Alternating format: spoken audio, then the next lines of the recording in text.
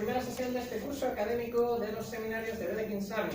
Yo soy Jaime Sevilla, soy el coordinador de Dedekind Army y esta tarde voy a ser también vuestro ponente. Voy a empezar hablándoos un poco de cuál es la historia detrás de esta organización e invitaros a colaborar con ella en esta ocasión y en futuras ocasiones. Todo esto empezó hace 2 años, cuando yo hablaba con mis amigos en clase y nos contábamos unos a otros matemáticas que, aunque no entraban en el currículum, nos parecían interesantes y queríamos dedicarle algún tiempo. Los periodos que hay entre las clases son cortos, así que eventualmente decidimos que nos íbamos a juntar con las clases, un grupo de unas 6 personas, y nos íbamos a ir turnando en contarnos cosas que nos parecían interesantes. La iniciativa funcionó bastante bien y el año pasado decidí que merecía la pena probar a intentar compartir esto con el resto de la facultad. Así que hablé con Decanato, montamos una página web que es esta aquí, de examit.github.io, y empezamos a montar charlas cada 2 semanas por las tardes. El año pasado realmente fue fantástico, tuvimos charlas impresionantes. De aquí veo a algunas personas que no estaban, como Guillermo dio una excelente acerca de la paradoja de Van Starsky. Lo primero de todo, lo que intentamos conseguir con esto es, por una parte, el descubrir a la gente matemáticas chulas que entre en el currículum, pero también pienso en esta iniciativa como en un laboratorio donde la gente como vosotros puede venir a practicar sus habilidades de exposición. Pero son habilidades fundamentales para gente que quiere en un futuro trabajar en las matemáticas, ya sea investigando o enseñando, o incluso cuando estás trabajando en los negocios es importante saber explicar tus ideas a los resto de tus compañeros. En esta charla en concreto vamos a estar hablando del tema de teoría de la información, que no sé si muchos de vosotros sois familiares o no. Quiero leer un poco la sala, quiero saber cuál es la composición. ¿Cuánta gente aquí estudia matemáticas? ¿Cuánta gente aquí es de física? ¿Cuánta gente aquí es de informática? Bien. Fantástico. Este es un tema que a mí me parece que puede interesar a cualquiera de los 3 grupos que he mencionado, pero también a muchos otros. La teoría de información nació en los años 50. En 47 concretamente, cuando Shannon publicó un tratado en el que hablaba de cómo resolver un problema de ingeniería que era esencialmente de transmisión de información acerca de canales en los que la información no estaba garantizada que fuera a llegar al otro lado de manera íntegra. Pronto se vio que esta idea no solamente era útil para los ingenieros, sino que también servía en otros campos como en física o incluso en biología. Como quiero estructurar la charla, voy a empezar hablando un poco de cuál es el concepto que mejor captura la idea de información. Después vamos a ver los 2 teoremas fundamentales que iniciaron este campo y que realmente prueban que la definición de información que hemos escogido es la adecuada. Después incidiremos un poco más sobre la interdisciplinaridad de este área, hablando un poco de aplicaciones en física y en economía. Y finalmente quiero que todos hablemos un poco acerca de lo que hemos aprendido y de cómo podemos utilizar este conocimiento en el futuro.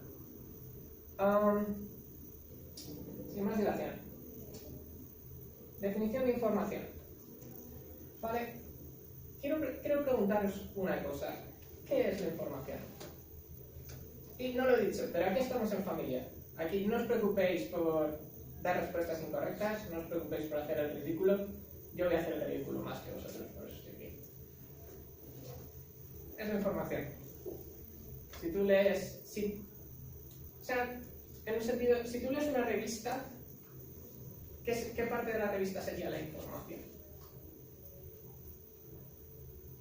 Podríamos pensar que es simplemente el texto, pero hay algo en eso que nos rechina, porque realmente la información es algo más abstracto. Si quitáramos letras aleatorias de una frase, casi que su significado sigue siendo el mismo. La cantidad de información que nos aporta sigue siendo la misma, lo cual indica que equiparar la información que te transmite cierto mensaje cualquiera, un mensaje de texto en este caso, con la longitud del mensaje, no es exactamente correcto.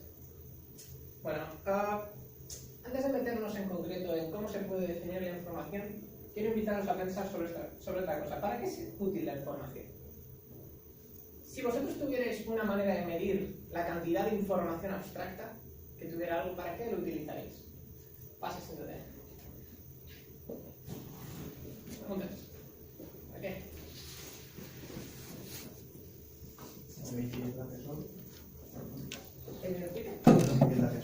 permitir la examen. Precisamente. Para filtrar por importancia. Podríamos detectar qué cosas tienen más información y de alguna manera darles más prioridad. ¿Puedes decir algo más? Creo que eso es una idea fundamental. Realmente eso es la que inició el campo, es el ver cuál es la información que es realmente necesaria. Porque cuando quieres mandar un mensaje, quieres en una primera fase eliminar el máximo posible de redundancia para quedar con un mensaje lo más comprimido posible. Y ya solo el mero hecho de comprimir es algo importante. Ya tenemos un montón de compresores en nuestros ordenadores que nos ayudan precisamente a hacer eso, eliminar la información que no es tan relevante para terminar con archivos con un peso inferior. Aquí tengo una pequeña lista de cosas que se me ocurre que podríamos hacer. Por ejemplo, podemos determinar si cierta representación de un mensaje es óptima. Esto tiene que ver con lo que me venía diciendo Guillermo. Vemos si un mensaje realmente tiene exactamente lo que necesita o si podemos quitar alguna parte sin perjudicar al significado o a la cantidad de información que tiene. También podríamos determinar límites en la transmisión de información. Como si yo tengo un sistema que tiene tanta información sobre otro sistema, tengo un mensaje que sé que tiene tanta información sobre ese sistema y ese mensaje se lo mando a ti, por ejemplo, y tú no has interaccionado con el otro sistema de ninguna otra manera, la cantidad de información máxima que vas a tener sobre el sistema es la cantidad de información que va en ese mensaje. Y nada más. También nos sirve para asignar un valor monetario a la información, porque cuando estamos tomando decisiones, constantemente tenemos que tomar esta decisión de ¿busco más información o tomo yo una decisión? Hay costes en la adquisición de información.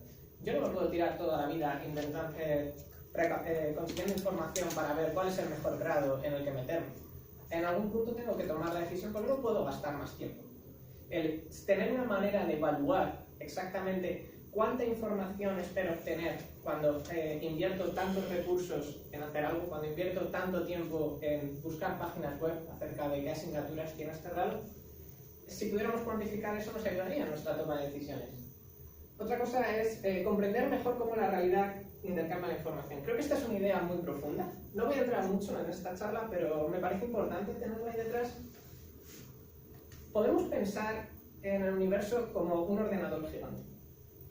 Un ordenador gigante en el que hay distintos algoritmos, procesos, que intercambian información entre ellos. Y podemos ver todas las interacciones entre distintos sistemas como intercambios de información. Bueno, pues aquí es un ejemplo claro en el que la entropía nos va a ayudar a comprender mejor la realidad. De hecho, precisamente una de las nociones de entropía clásica es la entropía termodinámica, que utilizan los físicos para estudiar sistemas sobre los que hay incertidumbre. Por último, comparar algoritmos de inferencia frente a límites teóricos, he dicho. Esto ya es un poco apuntando al futuro. La verdad es que no he encontrado mucha información al respecto acerca de cuál es el state of the art, hasta dónde se ha avanzado en este respecto. Pero una de las razones por las que yo estaba tan emocionado por aprender teoría de la información es porque yo tengo mucha pasión por aprender sobre inteligencia artificial. Y en inteligencia artificial, esencialmente, lo que estás haciendo es tienes un algoritmo en el que estás metiendo datos a piñón. Y luego ese algoritmo mágicamente aprende patrones que hay dentro de los datos. Entonces, lo que yo estoy interesado es ¿cuál es hasta qué grado puedo esperar que haya aprendido el patrón si he metido tanta información? ¿Cómo mido la información que he metido si no se corresponde exactamente con la longitud de los datos?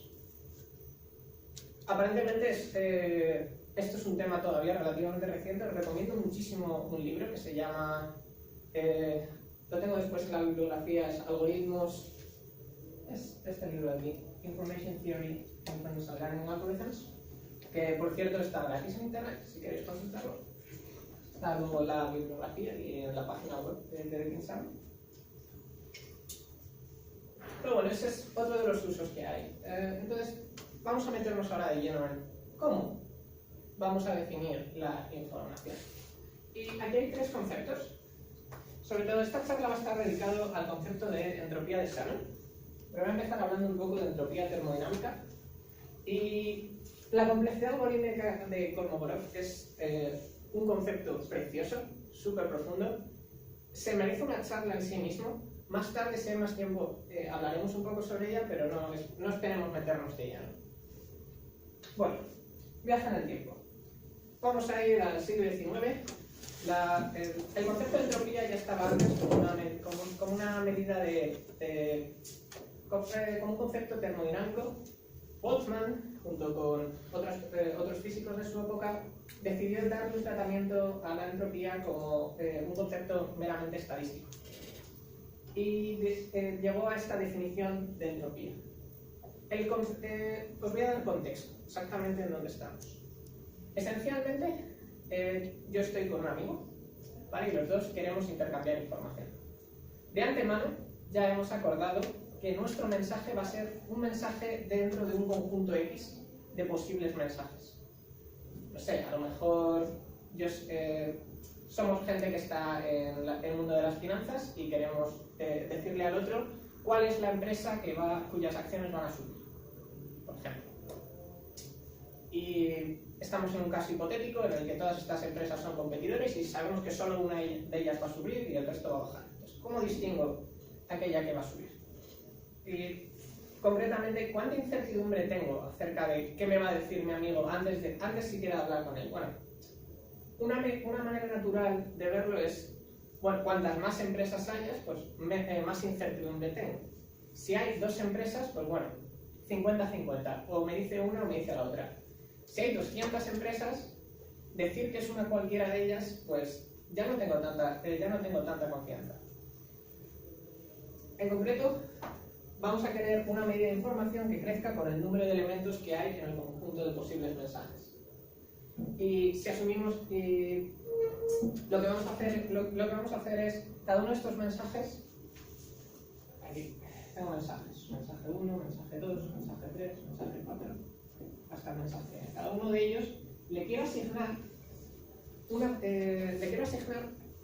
una forma canónica.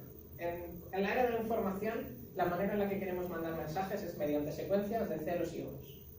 Pues la idea es, dado que yo tengo n, por ejemplo, en un caso más simple, si yo tengo 4, ¿cuántos bits, cuántos unos y ceros necesito para distinguir todos estos elementos? 2. Por ejemplo, podría asignarle a este el código 00, a este el código 01, a este el código 10 y a este el código 11. Solamente me hace falta 2. En general, si yo tengo n, ¿cuántos bits necesito para distinguir n posibilidades? Exacto. Logaritmo en base 2 de n. En general, cada vez que ponga logaritmo va a ser logaritmo en base 2. La elección de la base en el logaritmo es arbitraria. Yo la he elegido por una razón histórica y práctica, como es que hoy en día todo se hace en bits. Si en vez de bits todo se hiciera en trits, en cosas que tuvieran 3 estados, pues entonces tomaríamos el logaritmo en base 3. Muy bien. ¿Cuál es el problema con esta medida de información?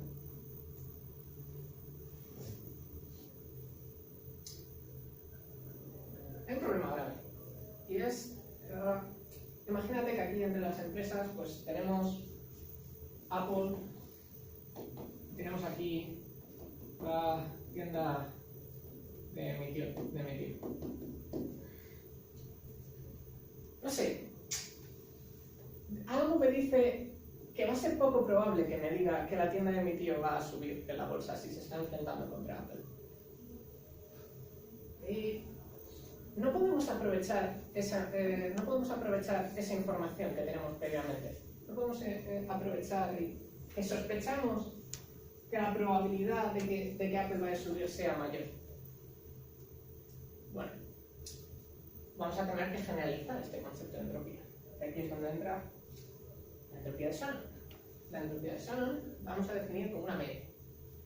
Media sobre x del logaritmo de 1 partido de p de x.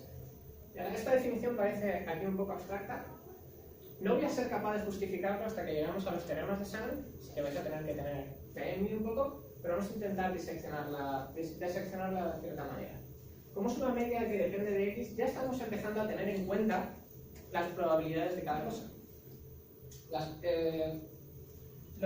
las cosas que tienen más probabilidad pues van a pesar más. Lo segundo que nos fijamos es, pero ¿qué estamos midiendo de cada uno de estos resultados? Tenemos logaritmo de 1 partido el p de x. Bueno, logaritmos, habíamos quedado que el logaritmo era una manera de medir el número de bits que ocupaba cierta información. O sea que esto lo que nos está diciendo es que cada uno de los resultados nos aporta esta cantidad de información, que luego convertiremos a la unidad de bits o lo que queramos mediante el logaritmo. 1 partido del p de x, ¿por qué la información es 1 partido del p de x? Luego veremos exactamente por qué, pero quiero destacar un hecho intuitivo. Esta función es mayor o menor cuando el p de x es grande. Es menor. O sea, aquellos eventos, aquellos mensajes que ya esperamos de antemano, son mensajes que nos aportan menos información. O sea, que en un sentido intuitivo, esta función de entropía realmente mide lo que nosotros estamos entendiendo por cantidad de información, más o menos. ¿Vale? Tenía pensado hablar de dónde se saca matemáticamente esta función. Creo que realmente no merece la pena, porque creo que la verdadera justificación del uso de esta definición de entropía es por los teoremas de Shannon que veremos más tarde.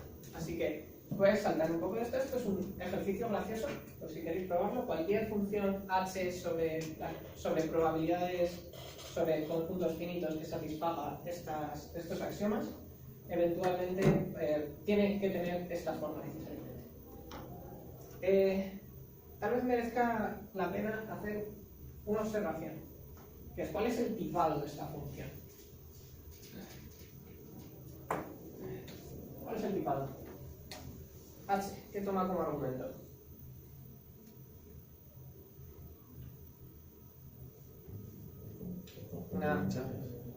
¿Cómo?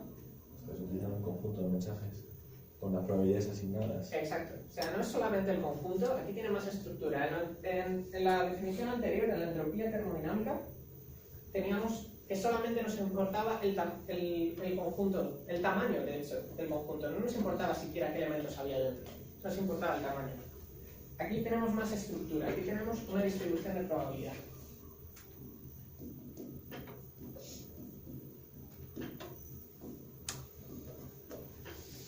Además, vamos a coger una distribución de probabilidad discreta. Finita en esta charla. No necesariamente tiene por qué ser finita discreta. Hay versiones de la entropía, la entropía diferencial, que se puede calcular sobre variables aleatorias continuas, pero no voy a entrar, eso es un tema para otra charla. A esto le asigna un número positivo. Siempre. Un número positivo porque se me olvida de menos, ¿verdad? ¿O no? El menos tiene el log. Y sí, parece. Está bien, sí.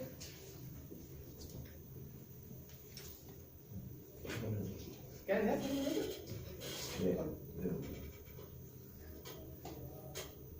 En fin, algunos conceptos relacionados. No voy a entrar mucho en esto, solo los voy a utilizar más tarde. Entropía condicional. La entropía condicional la entendemos intuitivamente como la información sobre una variable aleatoria que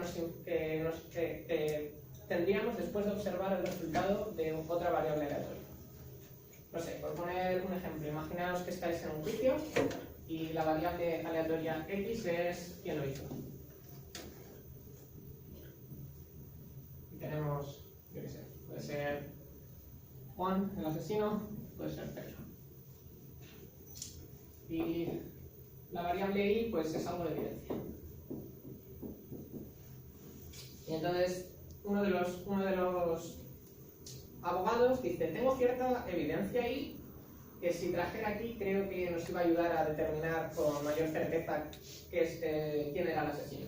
Entonces, lo que nos tenemos que preguntar en esta situación un poco artificial es, ¿cuál sería la entropía de X después de aprender el valor de I? Si X y Y no están relacionados, esto esperamos que sea al final igual a lo que sabíamos desde el principio. Si tienen una relación fuerte, pues esperamos que al final tengamos menos... que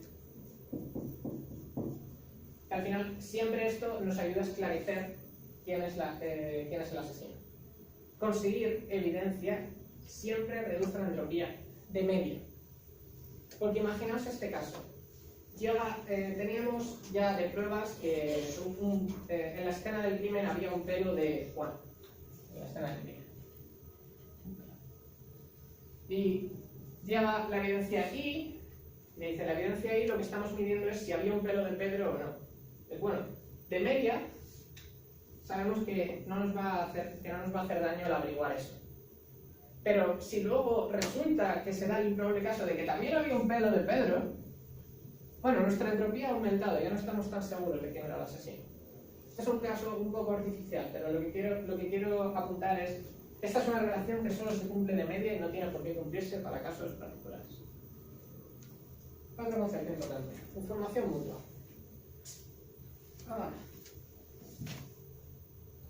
La información mutua vamos a definirla como eso. ¿Quién me puede dar una interpretación intuitiva de qué es la información mutua?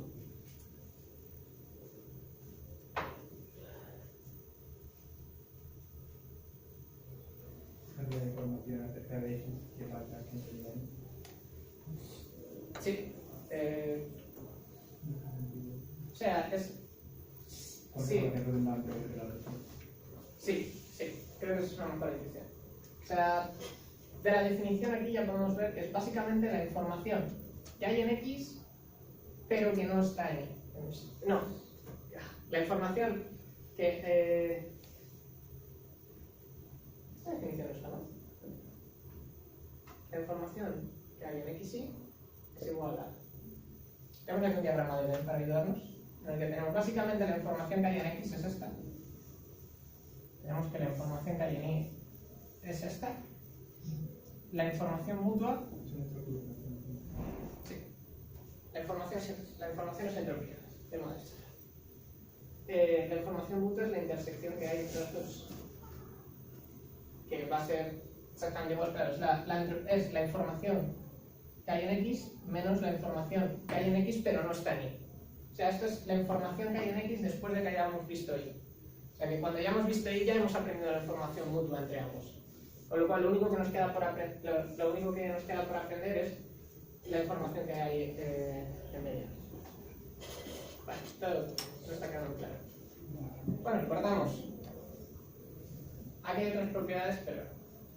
5 minutos y seguimos. 5 minutos y seguimos. Vale. Ahora es el momento en el que hacéis preguntas para que no estáis siendo firmes. Sí, no. Bueno, el caso es lo que hemos visto hasta el momento. Teníamos una noción de información que era demasiado inocente porque no capturaba las probabilidades, lo que nosotros creíamos de antemano acerca de qué mensaje iba a ser mandado. Ahora tenemos una noción más compleja, aunque todavía no hemos dado una justificación que refleja esas probabilidades que ya teníamos. Voy a saltarme la parte de complejidad algorítmica de Kolmogorov, aunque sea muy interesante. Y vamos a ir los queremos. Cuando me diga... Pues puedes seguir. Pues sí. Genial. Tenemos de Shannon. ¿Cómo surgió todo esto de... ¿Qué inventó este concepto de entropía? Se lo debemos a Shannon en 1948.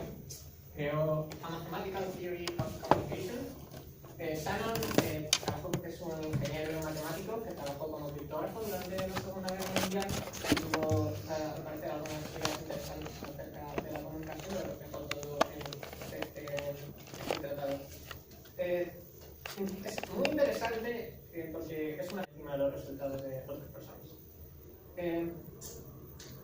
No es del todo cierto, había partes en sus pruebas que no eran del todo formales y tuvimos que esperar unos cuantos años hasta que se formalizaron. Pero el grueso de la teoría ya estaba ahí. Pero es un ejemplo inspirador para la gente que quiere hacer matemáticas. Es posible que haya una idea brillante ahí y tan solo nadie se haya dado cuenta hasta el momento. Puede que seas tú el que descubra cuál es esa idea obvia que podemos formalizar de esta manera y sacar algunos resultados interesantes. En su paper, Shannon comentaba 3 resultados centrales. Uno de ellos es muy técnico. Vamos a hablar de los 2 primeros, que son los importantes. El primero de ellos, compresión de datos. Este es el resultado que da significado a la noción de entropía. Vamos a ver un ejemplo de cómo se puede hacer compresión, ¿vale? Imaginaos que tenemos 3 posibles eventos, que es que haga sol, que llueva o que haya una tormenta. Y tenemos distintas probabilidades de que ocurra cada uno de ellos. Pues aquí en España casi seguro que hace sol. No creo que el 30% de los días llueva, no creo que el 20% de los días haya tormenta, pero pongamos que sí. Queremos mandarle a un amigo que está en Gran Bretaña lo que ha ocurrido, el tiempo que hace hoy. Y queremos no solo eso, sino que no queremos pagar por bits extras, así que queremos hacerlo de manera óptima, de media. Queremos que antes de saber si hace sol, o sea, cuando nos juntamos, no sabemos qué es lo que va a ocurrir, sabemos las probabilidades, pero queremos minimizar la cantidad de bits de media que vamos a mandar. Los mensajes no tienen por qué ser siempre de la misma longitud. Lo que sí que tienen que cumplir es que tengan la propiedad del prefijo. Eso quiere decir que ningún mensaje puede ser un prefijo del otro, porque si no podríamos confundir el mensaje con el prefijo. Esencialmente queremos que, según vaya viendo lo que es, una vez se llena el final del mensaje, la otra persona sea inmediatamente capaz de reconocer que hemos llegado al final del mensaje. La idea detrás de esto es que si no podemos hacer eso, no podríamos mandar muchos mensajes seguidos, porque tendríamos, no seríamos capaces de distinguir si, no sé, a lo mejor, si tenemos aquí que este tiene el código 0 y este tiene el código 00, si yo te mando 00, ¿te estoy diciendo que el primer día hizo sol y el segundo también? ¿O te estoy diciendo que en el primer día llovió?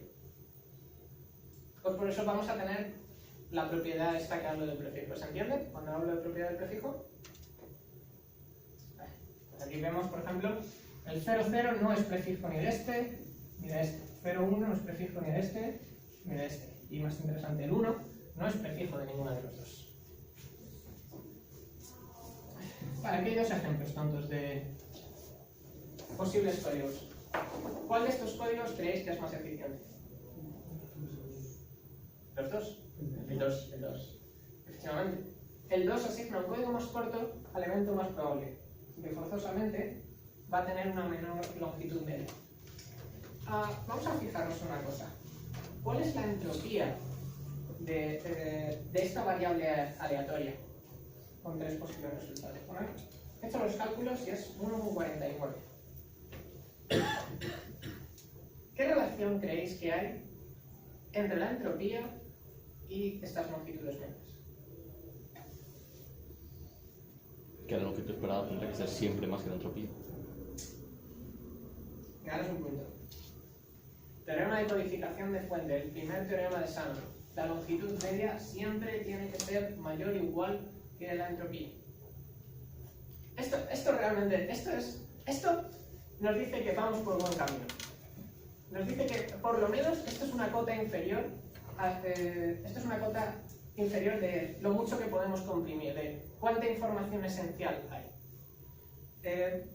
La prueba de esto, no voy a meterme en cómo se hace, pero apela a la desigualdad de Kraft, que esencialmente te dice que si tienes un árbol, pues la suma de 2 elevado a menos la longitud de la profundidad de cada una de las hojas del árbol va a ser menor o igual a 1. ¿Por qué hacemos esto? Porque realmente todos los códigos de prefijos se pueden ver como un árbol en el que las hojas corresponden a las palabras. Pues, por ejemplo, aquí el A sería el 000, el B sería el 001, el C sería el 011, el E el 110. Y después del D, por ejemplo, no podría haber más, porque si aquí continuáramos el código con un 0, pues era el F con un 0, tal que la F fuera el 100, se violaría la propiedad del prefijo. 10 es prefijo de estar. O sea que hay una equivalencia entre los árboles binarios y los prefijos. Y los códigos libres de prefijo. Sin más dilación, ¿qué es lo que nos falta para realmente justificar que la entropía es la medida que estamos buscando en información? Bueno, si ya sabemos que es total, lo que nos falta es ver que está ajustado. Y hay varias maneras de demostrar que está ajustado. Una manera constructiva es viendo el procedimiento de códigos de Huffman. Es un procedimiento de conversión que vemos en informática. Es un procedimiento bastante sencillo sobre cómo puedes obtener una representación óptima, en cierto sentido. Básicamente lo que haces es pones todos tus posibles eventos como hojas de un árbol y vas juntando aquellos que tienen una probabilidad menor. Entonces, cuando juntas estos dos, estás diciendo la probabilidad de que sea uno de estos dos va a ser la suma de estas probabilidades. ¿Vale? Y si sigues haciendo eso, al final lo que vas a acabar es con un árbol equilibrado, de tal manera que, dado en un nodo cualquiera, la probabilidad de que se vaya por la izquierda o la probabilidad de que se vaya por la derecha va a ser más o menos la misma. ¿Vale? Daros cuenta, esto define un código. Esto al B le asignaría el código 00. A la A le asignaría el 0, 1, 0. Al E le asignaría el 0, 1, 1. Etcétera, etcétera. Este es un código libre de prefijos. ¿Por qué este código va a ser eficiente? Porque cuando tienes una variable aleatoria que solo puede tomar dos valores, que como decimos en matemáticas una Bernoulli de parámetro θ, ¿para qué probabilidad se consigue maximizar la entropía? X va a ser igual a P logaritmo 1P más 1 menos P logaritmo 1 partido 2P.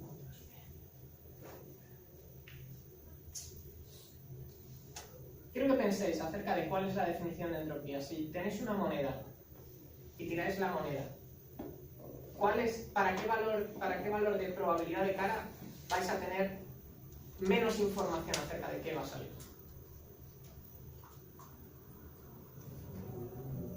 Cuando el P es igual a un medio.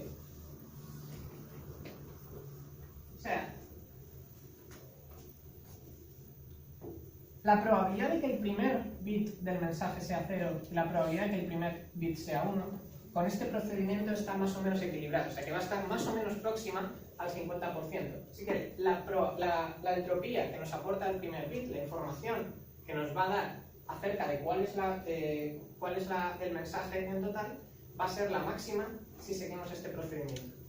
Esto se puede justificar formalmente y al final vamos a llegar a este precioso resultado que nos dice no que se alcance la entropía siempre, que no lo hace. De hecho, el procedimiento de códigos de Huffman siempre se queda siempre con longitud media, que está acotada inferiormente por la entropía, por el primer teorema de Sand.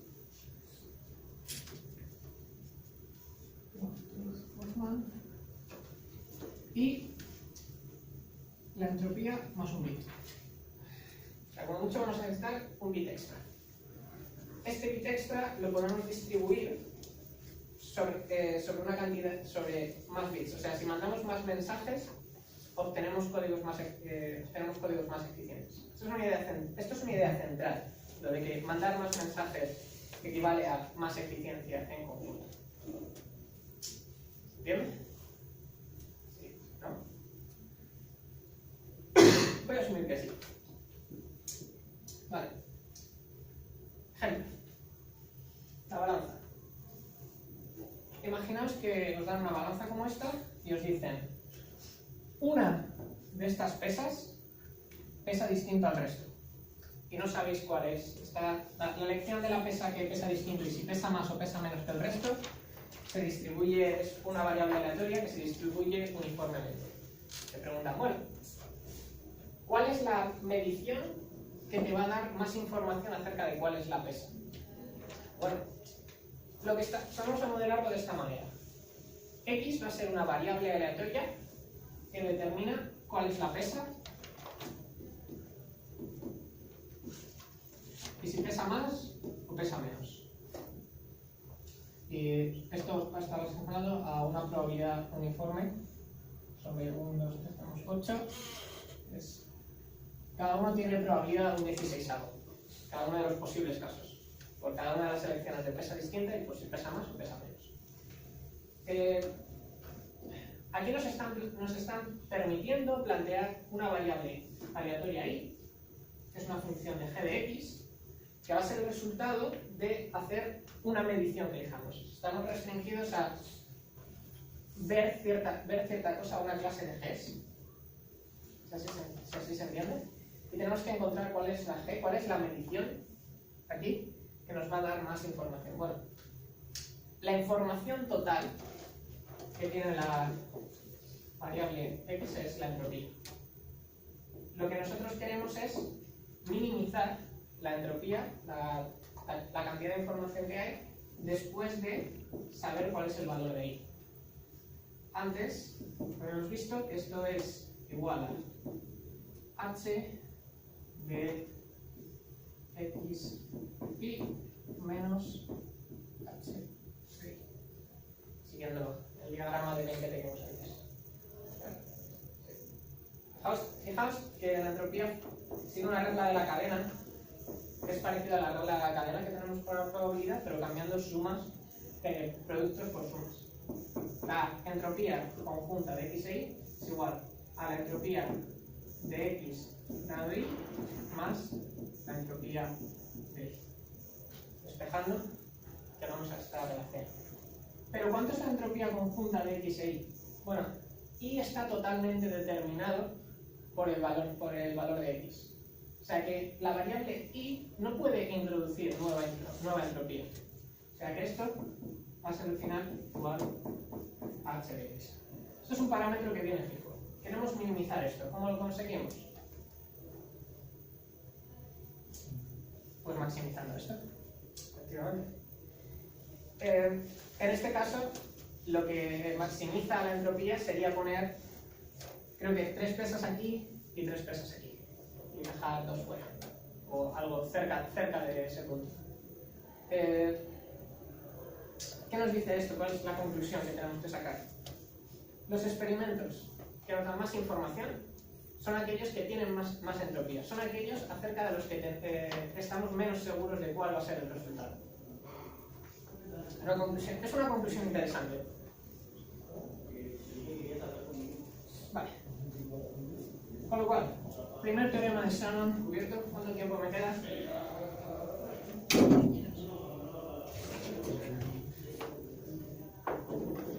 10 minutos. 10 minutos, muy bien. Segundo teorema de Shannon. Este es el teorema. O sea, el anterior justificaba la definición de entropía. En este vamos a explotar la definición de entropía. Este es el problema que Shannon intentaba resolver cuando creó su teoría. Básicamente, lo que vamos a tener es, por una parte, hay un generador de mensajes. Este generador de mensajes va a generar un mensaje siguiendo una distribución aleatoria y nos lo va a dar a nosotros. Entonces nosotros, sabiendo esta distribución, tenemos que codificarlo de alguna manera, aquí, ceros y unos, mandarlo por un canal ruidoso, lo cual significa... esto es el caso más general que podemos tener. A lo mejor, mientras va por este canal, hay una probabilidad de que cada uno de los bits, se dé la vuelta. O a lo mejor algunos de los bits se van a borrar y te va a llegar a algo que vas a reconocer que no es un bit. O cualquier otra cosa puede pasar. El canal no tiene tampoco por qué ser ceros y unos, puede ser un canal analógico, pero vamos a pensar sobre todo en un canal digital. Es el caso más cómodo hoy en día.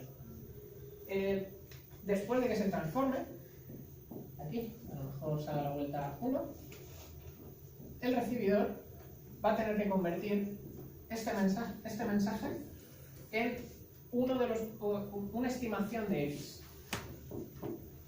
Es decir, entre los posibles valores que puede tomar x, va a decidir cuál de ellos es el más probable que ha dado lugar a este código. ¿vale? Y aquí la pregunta es, ¿cuánta información útil podemos mandar con cada bit que mandamos, esencialmente? O sea, que vamos a mandar muchos bits, pues por cada bit, ¿cuánta información estoy mandando? ¿Cuánta entropía estoy reduciendo sobre esta variable aleatoria? Y aquí tenemos el teorema de capacidad de canales ruidosos. Creo que tiene un nombre horrible en español. En el que introducimos dos nuevos conceptos. R va a ser el rate, la proporción de información útil frente a información total. Si mandamos 10 bits, pero la entropía total que hemos conseguido reducir es 5, entonces nuestro R va a ser igual a 1 medio. También vamos a tener la capacidad, que va a ser el máximo de la información mutua entre X e Y, donde X era de donde salía nuestro mensaje e Y es lo que se recibe al otro lado del señal. O sea, aquí, lo que se recibe aquí es X. ¿Vale? Y entonces ellos nos dan una ventaja, nos están diciendo, puedes escoger la probabilidad sobre X que tú quieras. ¿Vale? Y dado que puedes escoger la probabilidad de los mensajes, ¿cuál es la máxima información mutua que puedes conseguir entre ambos? O sea, intuitivamente tiene sentido el tratar de maximizar la información mutua que hay. Porque si lo que recibes no tiene nada que ver con lo que se ha enviado, entonces no estás obteniendo información. Pero si lo que recibes tiene muchísimo que ver con lo que se ha enviado, entonces tienes toda la información que querías sobre ello. El teorema de capacidad de canales ruidosos tiene estos resultados que te dice que si quieres conseguir un ratio, un R que sea menor que C, eso es posible. Si C es igual a, yo qué sé, 3/4 y nuestro R de antes era 1 medio, va a existir un código que te permita enviar información con esa R, con un error tan pequeño como tú quieras, cuando vamos al caso asintótico en el que mando n mensajes y el n va a infinito. Por el otro lado, si la capacidad es menor que el R, entonces ahí, amigo, tienes un problema, porque el error con la cantidad de mensajes va a incrementar exponencialmente. Es la versión fuerte del teorema de Shannon. Este teorema no deja claro qué es lo que ocurre cuando R es igual a C. Cuando R es igual a C, a veces se puede conseguir un ratio de transmisión de información R que sea igual a la capacidad, a veces no se puede conseguir. Depende del caso concreto. Y este teorema es muy interesante, primero porque es un resultado práctico, o sea, esto dio pie a todo. Una vez se creó el mundo de Five, realmente puedes mandar información aunque no tengas garantía de que la información se vaya a conservar de manera íntegra. También es muy interesante por la estrategia de prueba, que voy a comentar un poco por encima, pero tampoco voy a meterme en detalles. Lo principal, una de las cosas principales es, no se centra en conseguir error nulo, porque en muchos casos el error nulo no es posible, pero sí se centra en conseguir error arbitrariamente pequeño. Y como he dicho, no en el caso en el que mandas un solo mensaje, sino en el caso en el que puedes mandar muchos mensajes, lo cual es realista. O sea, cuando tú estás utilizando la fibra óptica, estás mandando un montón de bits, estás recibiendo un montón de bits. Así que el decir que los mensajes son lo suficientemente grandes para tus propósitos es algo que realmente puedes hacer. Y otra cosa que es muy curiosa es el procedimiento que Shannon utiliza para probar esto no es nada constructivo. Él no escoge un código concreto para controlar el error, sino que escoge un código al azar. Y ve que escogiendo un código al azar podemos controlar el error. Y es muy interesante esta técnica porque puedes trasladarla a otras situaciones en las que las probabilidades son muy complicadas Pero si en vez de centrarte en un código concreto, una variable aleatoria concreta, coges un parámetro al azar, las probabilidades tienden a simetrizarse. Es una idea un poco abstracta, pero la dejo caer. Vamos a ver algún ejemplo que realmente con se entiende. El teclado ruidoso. Imagínate que tenemos un teclado, o imagínate que está mi abuelo con el móvil, y mi abuelo tiene un problema, es que tiene los dedos muy grandes. Entonces, cada vez que va a pulsar una tecla en el móvil, tiene una probabilidad del 50% de, en vez de pulsar la tecla que quiere, pulsar la tecla de al lado. ¿Vale? Entonces, esto lo vamos a representar como su intención es pulsar la A, pero es posible que pulse la A o pulse la B. Entonces, teniendo este ruido de por medio, de que puede que la letra se cambie por la siguiente, ¿cuál es la capacidad? Os ahorro los cálculos. La capacidad es el logaritmo en base 2 de 13 y se consigue cuando la distribución sobre estas letras es uniforme. Recordad que podemos elegir para calcular la capacidad P de X, porque esto es máximo sobre P de X de la información mutua entre X e Y, donde X es cuál de estas letras cogemos e Y es cuál recibimos, cuál veo yo en el WhatsApp.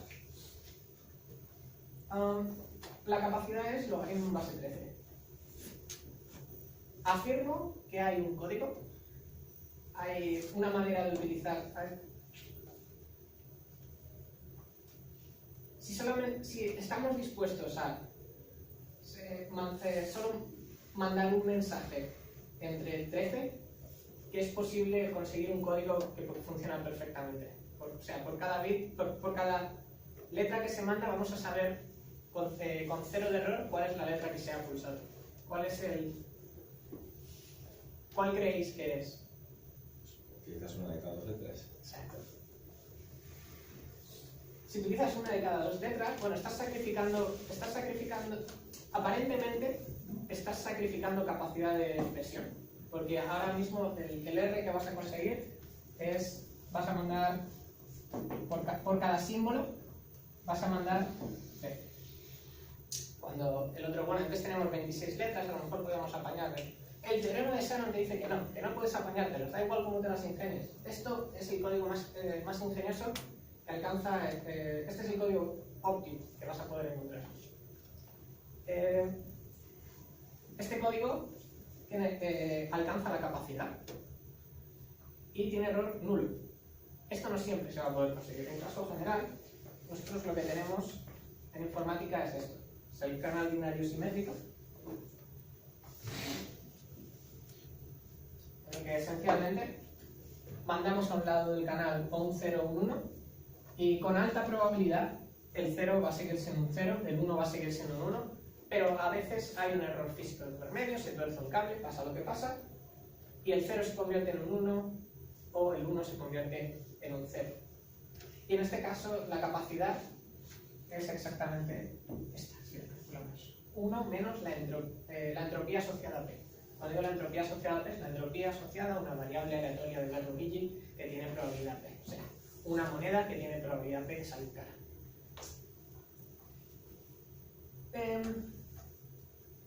Todo está... Después de que Shannon publicara esto, la primera pregunta natural es, bueno, sabemos por el teorema que existe un código que según según mandemos más mensajes va a ser mejor y mejor, pero ¿cuál es este código? Eso da pie a un nuevo campo de investigación, nuevo en su momento, que se llama el código resistentes a errores, el diseño de códigos resistentes a errores. Hoy en día se siguen haciendo descubrimientos, aunque hemos avanzado bastante, pero todavía no tenemos códigos que puedan alcanzar la capacidad o quedarse cerca de la capacidad de manera constructiva. Y creo que no me queda mucho tiempo, así que me encantaría meterme en aplicaciones, pero solamente voy a comentar una cosa sobre termodinámica, que es en qué caso la entropía termodinámica es igual a la entropía de Shannon. ¿Qué creéis? Uniforme. Cuando la probabilidad es uniforme. ¿En qué caso la entropía de Sano es máxima? Cuando la probabilidad es uniforme, de nuevo. Y esto no es casualidad, que la entropía que se usa en la facultad de enfrente sea la entropía de una variable que se distribuye de manera uniforme de la entropía de una variable que tiene corresponda con la distribución de una variable que tiene entropía máxima. En física es el principio de entropía máxima, y es la razón por la que se sigue utilizando esta S. Y creo que vamos a parar y así hablamos un poco entre nosotros, preguntáis lo que queráis. Muchas gracias por vuestra atención.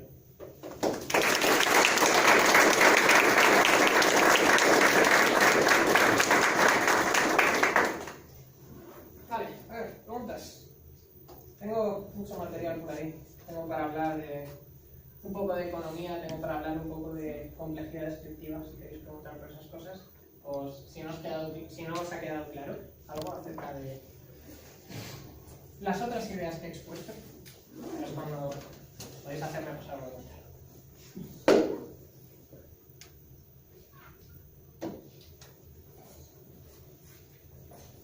¿Cómo se aplicaría la entropía de Sano en una economía? Ya lo he mencionado.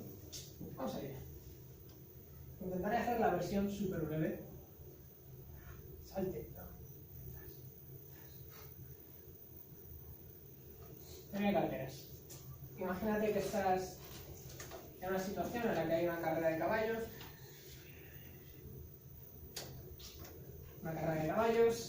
Y quieres maximizar el valor esperado de tu apuesta. ¿Vale? Hay un problema si intentas maximizar el valor esperado de tu apuesta simplemente maximizando el valor esperado paso a paso. O sea, si en la primera apuesta maximizas el valor esperado, lo que vas a hacer es apostar todo al caballo que sea más probable que gane y que mejor odds te dé. Si sigues haciendo eso, eventualmente pierdes. Y en el momento en el que pierdes todo tu dinero y ya no puedes volver a apostar. Así que esa estrategia es mala. ¿Qué podemos hacer para arreglarla? En vez de hacer esta estrategia devoradora de maximizar el valor esperado a cada paso, lo que haces es maximizar el valor esperado tras n carreras. Y luego dejas que n tienda a infinito y tratas de maximizar eso. Y esto nos lleva a un concepto, que es la tasa de duplicación, que es esencialmente, dada una estrategia de apuestas, cómo va a crecer de rápido el dinero que tenemos acumulado. Y se define de esa manera. Vemos que la tasa de duplicación óptima se consigue cuando las probabilidades, en caso de que si todas las apuestas sean de 1 a 2, es decir, tú apuestas 1 euro y te llevas 2 y ha ganado tu caballo, lo que tienes que hacer es dejar apostar. Si tienes 100 euros y hay 3 caballos y la probabilidad de que el primero gane es 33, y la probabilidad, bueno, el primero es 30%, el segundo es 60% y el otro es 10%, lo que deberías hacer es, por el primero, apostar un 30% de tu dinero. Por el segundo, apostar un 60% de tu dinero. Y por el último, apostar un 10% de tu dinero. Eso es una estrategia de diversificación, porque no estás apostando todo en el mismo caballo, sino que no estás poniendo todos tus huevos en la misma cesta.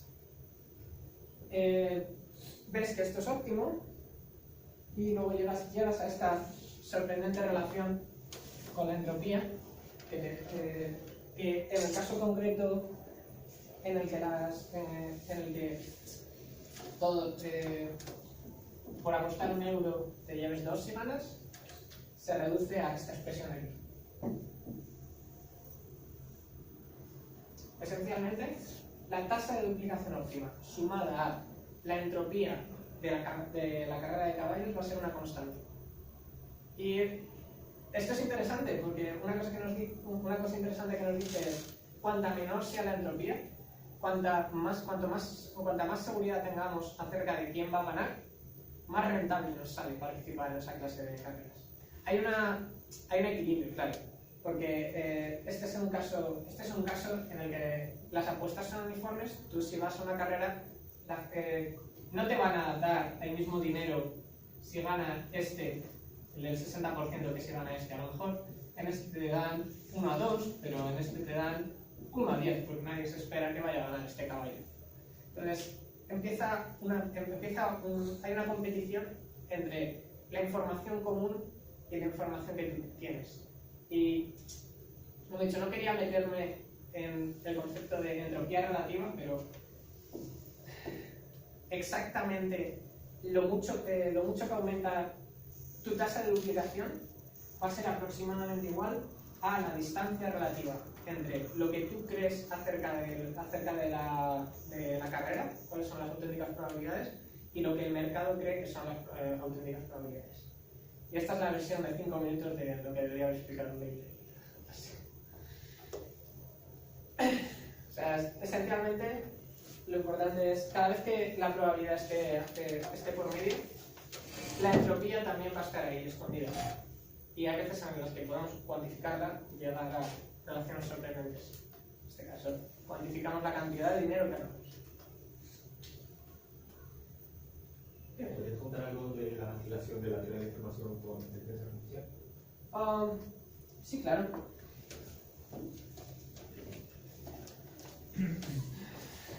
El caso más claro de una intersección entre teoría de la información e inteligencia artificial es mediante un algoritmo de clasificación.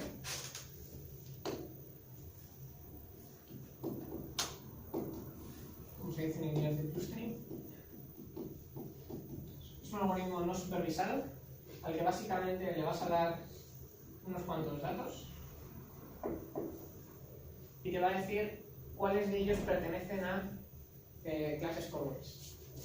Y básicamente lo que este algoritmo hace es crear un árbol binario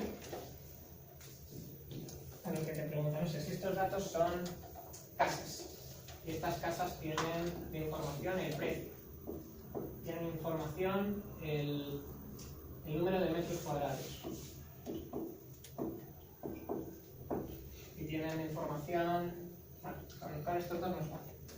Esencialmente lo que va a hacer este algoritmo es encontrar cuál es la pregunta que va a conseguir máxima entropía sobre nuestros casos de entrenamiento que le hemos dado. A lo mejor descubre que la pregunta con máxima entropía es esencialmente, ¿vale la casa más de 100.000 euros? Estás haciendo un algoritmo para entrenar otro algoritmo. No, o sea, la idea aquí es, tengo todos estos datos, ¿vale? Y yo quiero buscar estructura en estos datos. Quiero ver cuáles de estos pertenecen a clases parecidas. O sea, si los tenemos dibujados, el ejemplo clásico de clustering es tenemos un montón de datos aquí, un montón de datos aquí, y tú ves esto y dices, bueno, pues no tengo mucha idea de qué es lo que representa este eje y qué representa este eje, pero sé que estos datos parece que tienen algo en común y estos también parece que tienen algo en común. A lo mejor estos han venido de una distribución distinta a estos y quieres identificar esto. Pues quieres hacer esto con estos datos donde aquí tienes en un eje representado los dólares y en otro eje representado los metros cuadrados. Y una manera de hacer esto es encontrar las preguntas binarias, en general son cosas del tipo ¿es esta variable mayor que tal o menor que tal? Tal que la probabilidad de sí y la probabilidad de no sea aproximadamente igual, es decir, que la entropía del resultado sea máxima. Y esto se llama puestos de decisión. Entonces dice definir un criterio para asignar a un clúster al otro. Sí. La pregunta es la que te permite asignar a un clúster al otro. O sea, Sí. tienes que tener como una métrica. O sea, está buscando como qué métrica. Sí, estás buscando. Sí, estás buscando, en un sentido estás buscando una métrica. Que te Podría maximice ser. la entropía. Sí. Y claro, esto no tienes por qué dejarlo aquí, sino que puedes meterte más dentro y crear subclases dentro de una clase, donde a lo mejor estas se distinguen esto y entonces dice aquí, pues los que cumplan que valen más que 100.000 euros y que los metros cuadrados son mayores que 100, pues va a pertenecer a la clase 1, y si no va a pertenecer a la clase 2, y si no va a pertenecer a la clase 3. Pues lo más típico sería precio al cuadrado por metro al cuadrado raíz cuadrada, ¿no? Una métrica euclidiana. Digo, para agrupar en clústeres y eso. Sí. Si solamente te quedas con una de las dos variables, bueno, Sí, será también es cuando- una métrica, ¿no? Pero, Cuando utilizas métrica euclidiana, te terminas con un algoritmo que se llama Closest Neighbors, que es esencialmente. Además es un algoritmo que es muy fácil de ejecutar. Básicamente al principio lo que haces pero tienes que saber cuántas clases hay dentro. En este no. En Closest Neighbors empiezas con una clase que coges 2 puntos al azar y dices, los puntos que estén más cerca de este van a ser una clase, los que estén más cerca de este van a ser de otra clase. Y entonces luego mueves este punto a la media. Creo que me estoy yendo del tema. En fin, el caso es que eso te da otro algoritmo que se llama Closest Neighbors. Más preguntas. Inteligencia artificial, estuve muy sorprendido porque una de las cosas, no sé si lo he mencionado al principio de la charla, pero yo me esperaba que se utilizara la teoría de la información para medir cuál es la cantidad de entropía que ha podido absorber este algoritmo si le hemos dado tantos ejemplos. Y hay muy poca investigación al respecto. O sea que, si tenéis pensado meterse en investigación, a lo mejor es un buen intento. Más preguntas. ¿Qué nos referimos cuando decimos que se puede o no se puede destruir información? ¿En la paradoja de información, por ejemplo, en física? ¿A qué se hace referencia cuando dice que un proceso puede destruir información? Sí. Vamos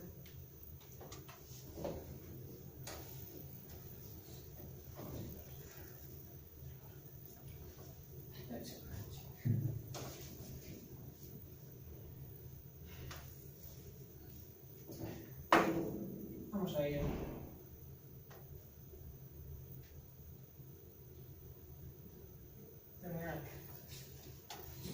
Vamos a suponer que la realidad es así. Vamos a suponer que esencialmente hay un estado oculto que define la realidad y que en cada paso evoluciona siguiendo cierta función estadística, y lo que nosotros obtenemos son observables que nos permiten de alguna manera inferir cuál es el estado que hay aquí. Vamos a asumir que cumple la propiedad de que es un proceso de Markov. ¿Cuál quiere decir? Que la distribución de este estado depende únicamente de este. Técnicamente un proceso de Markov es tal que si tú coges 2 nodos que tienen uno en medio, si tú condicionas por este nodo en medio, estos 2 nodos son completamente independientes. Tecnicismos. Esencialmente, el futuro solamente depende del presente y no depende del pasado. Si ya sabemos todo lo que hay que saber acerca del presente, obtener información acerca del pasado no nos va a ayudar a hacer mejores predicciones en el futuro. Vale, esto es una mentira, porque la mecánica cuántica prohíbe esta clase de modelos, o non-hidden models, pero da igual. Lo importante es cómo podemos interpretar la segunda ley de la termodinámica en términos de entropía, asumiendo este modelo naif, que sigue siendo lo suficientemente bueno para nuestros propósitos. De hecho, se sigue estudiando termodinámica clásica. No es cierto que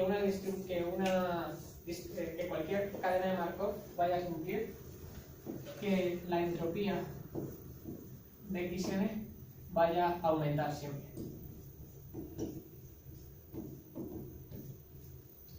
O sea, si siempre aumentara, esto sería el perder información.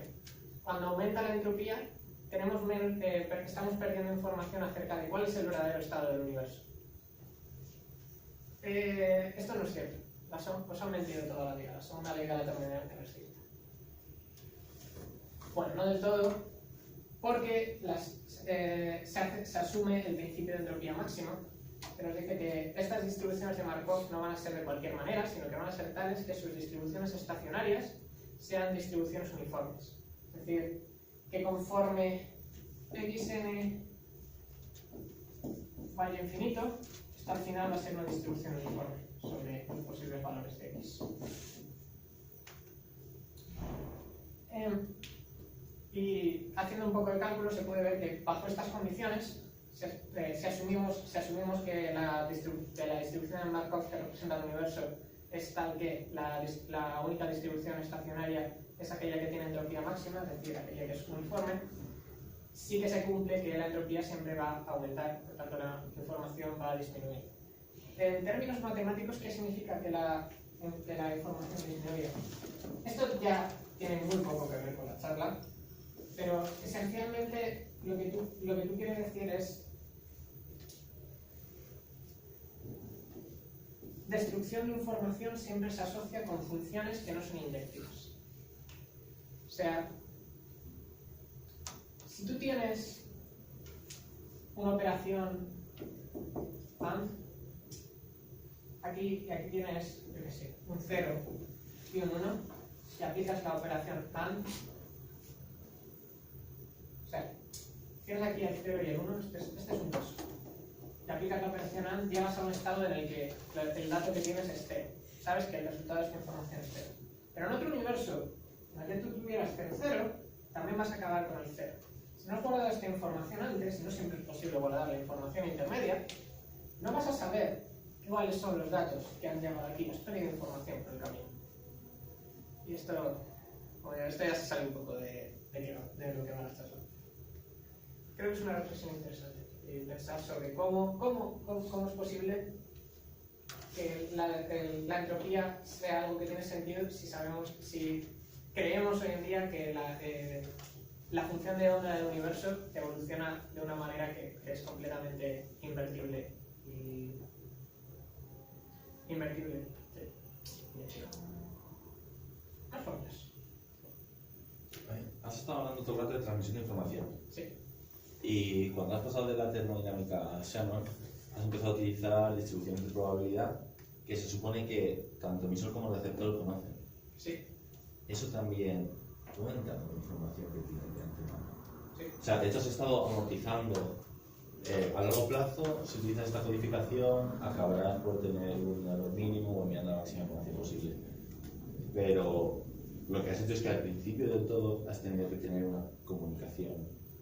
Sí. Primero esto. Podemos hacer un poco de trampa y asumir que estas primeras comunicaciones o no van por un canal tan ruidoso, como nos juntamos y hablamos de estas distribuciones, o las hacemos de manera menos eficiente. Si estamos dispuestos a tener conversaciones poco eficientes al principio, para ponernos en términos comunes, eso no lo prohíbe, lo esperamos necesario.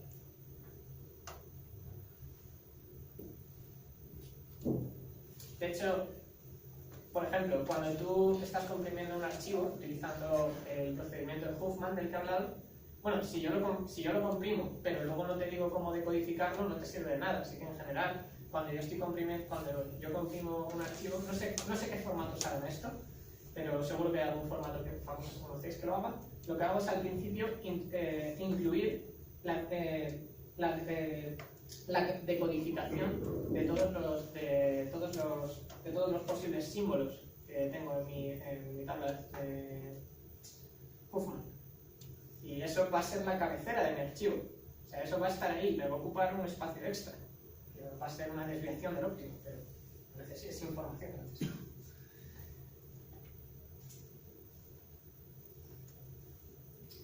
¿Más preguntas? No, pues muchas gracias a todos por venir.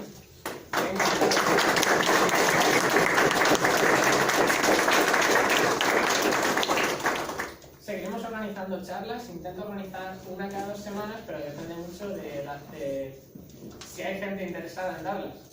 Si vosotros tenéis una idea, hablar conmigo, ya sea ahora después de la charla, o me mandáis un mensaje por WhatsApp o un correo a dedikinsarmi@gmail.com y estaré encantado de ayudaros y hacer algo guay juntos. Así que...